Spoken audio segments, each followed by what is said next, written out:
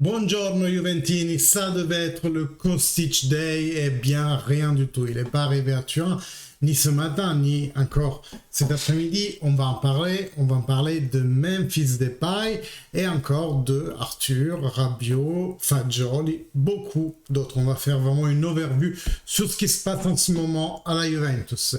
Tout d'abord, si vous n'êtes pas abonné, je vous y invite, il y a un bouton en bas de la vidéo à cliquer, puis je vous invite aussi à cliquer sur la cloche et mettre toutes les notifications actives, comme ça dès que je poste une vidéo, vous êtes au courant. Toujours like, commentaire pour faire grandir la chaîne. Alors, qu'est-ce qui se passe?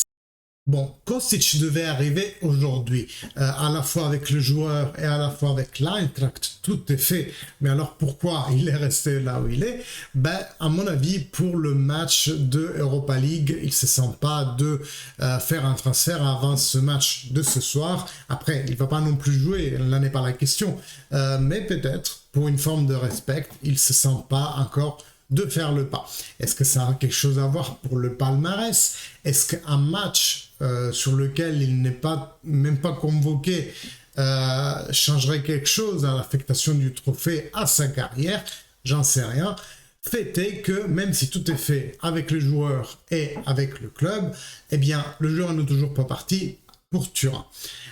Peut-être demain, il partira, plus visite médicale. À ce jour, on n'en sait toujours rien. En fait, c'est ça la chose problématique, c'est qu'il y a un silence autour de l'arrivée de Kostic à Torino. Et c'est embêtant parce que la Juventus a fait un fort pressing avec l'Eintracht pour que le joueur soit disponible le plus tôt possible. Il aurait dû déjà être là aujourd'hui. Aujourd'hui, c'était double séance de musculation, donc vraiment pour se remettre d'aplomb après les 2 jours de pause que le club a eu, qui était en but de reposer la fatigue musculaire cumulée du voyage jet lag plus les charges physiques. Donc voilà, tout ça a été calendarisé, prévu. Et bien le fait que Kostic est là, c'est embêtant parce qu'il ne pourra pas s'entraîner avec les nouveaux compagnons. Il ne pourra pas savoir quelles sont les premières birbes de schéma tactique que l'équipe commence à mettre en place. Et vous voyez que je dis commence à mettre en place parce que c'est vrai que ce qu'on a vu contre l'Atlético Madrid, c'était vraiment inquiétant, mais je pense qu'ils ont une idée déjà en tête à ce jeu. Après qu'elle soit comprise par l'équipe, c'est toute une autre discussion. Enfin voilà, est-ce que Filip Kostic va arriver demain? Aujourd'hui, on n'en sait rien, mais je pense qu'il y a une autre probabilité qu'il arrive demain. Et hier, j'ai oublié totalement de vous parler de la piste Memphis Depay qui depuis 24, peut-être 48 heures commence vraiment à se faire sérieuse.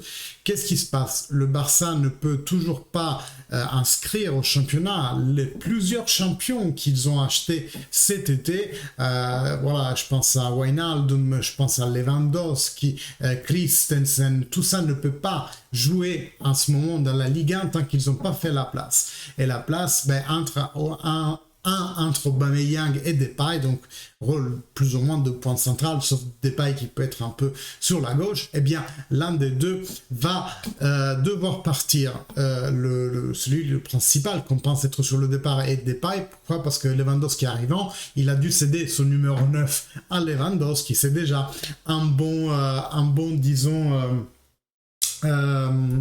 un 10, voilà. Aubameyang aussi voudrait partir, hein, attention, mais en ce moment, le premier des deux qui trouve une équipe sera parti et l'autre sera le vice Lewandowski. Donc en ce moment, le joueur est en train de négocier avec le Barça pour se libérer à paramètre 0. Chose que le Barça serait disposé à faire parce que, comme dit, ils doivent libérer de l'espace salarial pour pouvoir inscrire les nouveaux au championnat. Et donc, si ça se fait, et il y a des chances que ça se fasse, tous les journalistes italiens disent que la Juventus est en pole position pour prendre Memphis Depay. Ils le prendraient comme, certes, vice Vlahovic, mais attention à l'Allegrade d'aller te mettre Kostic terzino à la place d'Alessandro et te mettre dans le 4-3 en avant Depay plus Vlahovic. Attention à ça, je dis juste attention, mais aussi un potentiel changement de compo pour un 3-5-2 avec Danilo, Bonucci, Bremer en défense, Kostic qui se déplace sur l'ailier latéral gauche Di Maria sur l'ailier droit et un doublé d'attaque, Vlahovic-Depay. C'est pas dégueulasse du tout. Néanmoins, je crois pas du tout qu'on va passer pour le moins de suite au 5-3-2. Au 3-5-2. C'est un peu la même chose, mais ça dépend de si en défense ou en attaque.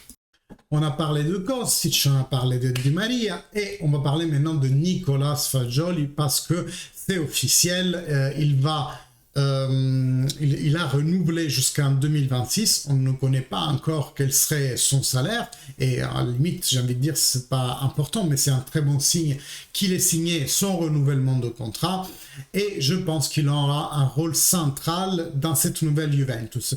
Ce que l'on peut pas dire pour Nicolo Rovella, parce que lui, soit il est à un cheveu d'aller au Monza en prêt, soit c'est déjà fait. Il y a des journaux qui le donnent comme déjà fait. Quoi dire par rapport à ça? Je vous avais toujours classé, disons, en ordre de priorité pour moi, à mon avis, les trois jeunes, c'est-à-dire Miretti, Fagioli, Rovella. Rovella en dernier, non pas par les qualités qu'il a su ou pas su exprimer, mais tout simplement parce qu'il n'est pas CTP, il n'est pas Club Trend Player, donc il prend une place qui serait celle d'un joueur expérimenté dans les listes UEFA. Fagioli et Miretti n'ont pas ce problème-là, au même titre que Moisken ou encore Pinsoy. Et donc, il est important d'avoir, mais vraiment très important, d'avoir deux milieux de terrain CTP dans la Juventus du futur. Surtout qu'encore la Juventus c'est un chantier en fait, on ne sait pas qu'est-ce que ça va donner cette Juventus. On a pris Kostic, enfin du moins on l'a presque pris, on est fort sur Depay. Après est-ce qu'on va faire Paredes, est-ce qu'on va faire un autre milieu de terrain vu la situation de Arthur et Rabiot, et surtout est-ce qu'on va faire un ailier gauche, ou alors comme je disais, est-ce que c'est, un terzino gauche, ou alors est-ce que c'est, comme je vous disais, Kostic qui va prendre le rôle de terzino gauche. À ce jour, la Juve est tellement un chantier ouvert qu'on ne peut pas se faire une idée claire. On peut avoir des birbes, on peut imaginer des choses. Et justement, les miracles arrivent. Le Manchester United veut nous donner 15 plus bonus pour Rabiot. Mais allons-y, je vous en parlais hier. C'est un joueur qui est dans une courbe ascendante, certes. C'est certes un joueur qui est maintenant en train de manifester les choses bonnes qu'il peut faire. Et il peut jouer mezzala à gauche. Donc à ce moment, avec la blessure de Pogba, il serait très important.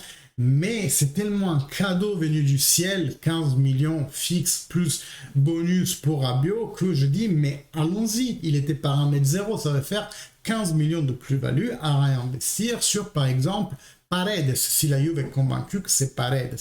Moi, je suis convaincu qu'on pourrait avoir Milinkovic-Savic et ça serait vraiment un milieu de terrain de folie. Locatelli, Pogba, Milinkovic-Savic, mais bon, ça rentre dans le fantacalcio, c'est du fantamercato. Le Villarreal est encore en train de se tâter pour la situation Arthur. Je vous l'avais dit, la Juve ne voudrait pas payer plus de 50% de son salaire l'année prochaine. Voudrait quand même que un joueur que tu vas quand même prêter à titre gratuit, au moins tu payes moins de 50% du salaire. Ça me semble une réflexion tout à fait logique. Et même discours pour Rugani à la Sampdoria. Et oui, pourquoi? Parce que le Galatasaray voulait l'acheter. C'était un autre miracle. On avait eu un autre miracle pendant la même session de calciomercato. On voulait l'acquérir aux alentours de 10 millions. Sauf que ça ne s'est pas fait. Pourquoi? Parce que Rugani, vous comprenez, et c'est pas du tout ironique, il a sa petite vie de famille. Il a sa copine Michela Perisco qui travaille dans les télés italiennes. Ses gosses sont implantés en Italie. Je pense que déjà il avait fait un effort quand il était venu en Ligue 1 en France, mais maintenant on lui demande à nouveau de déménager toute sa famille en Turquie, ça aurait pu être compliqué. Certes, on le sait, on ne le veut plus ce joueur-là, mais c'est sûr qu'il a choisi une solution de facilité en tant que personne qui a une vie de famille. Je peux comprendre ce choix-là. Eh bien, on verra. S'il va aller à la Sampdoria, mais pareil, comme je vous disais, la Sampdoria voudrait payer moins que 50% de son cachet. Vous imaginez bien que si je dois payer plus de 2 millions pour un Rugani que je ne l'utilise pas, et en plus me payer un autre défenseur, un Milinkovic par exemple de la Fiorentina, qui prendrait 1 million, tant qu'à faire, je garde Rugani parce que la dépense totale est quand même 3 millions. c'est vraiment des conjectures à ce jour. Économiquement, on ne s'y retrouve pas avec Rugani. Certes, on voudrait le céder, mais à nos conditions, à des conditions avantageuses pour la Juventus. Petit mot sur Morata de la fin, ben, je pense que le 4-0 de la dernière fois où il a marqué un triplé a donné le signal attendu à la Juventus, mais aussi à l'Atlético, hein, comme quoi pour cette saison, Morata restera à l'Atlético Madrid. Pourtant, sa famille n'avait pas encore déménagé de Turin. C'est sa femme, comment elle s'appelle, Alice Campbell, là, ils n'ont pas déménagé, ils habitent encore Turin en ce moment. Donc maintenant, ben, ça sera le cas pour elle, ça sera l'occasion pour aller déménager en Espagne, parce que ça se fait de plus en plus sûr, le fait que Alvaro Morata va rester à Madrid au moins cette année. Voilà mes amis, on a fait un peu une panoramique entre nouvelles comme le renouvellement de Fagioli ou alors ce qui se passe entre Depay et Kostic. J'espère que cette panoramique vous a plu et on se revoit bientôt quand il y aura d'autres infos. Like, commentaire, ça vous prend 0,3 secondes, mais moi ça me booste de ouf. Si vous êtes nouvel arrivant, n'oubliez pas de vous abonner et aussi cliquer sur la petite cloche, comme ça vous êtes mis au courant de toutes les prochaines vidéos. Eh bien à demain, à voir si Kostic à Turin. Blague de merde, blague de merde. Allez, ciao les gars. Fino alla fine, ce qu'on dit, forza Juve.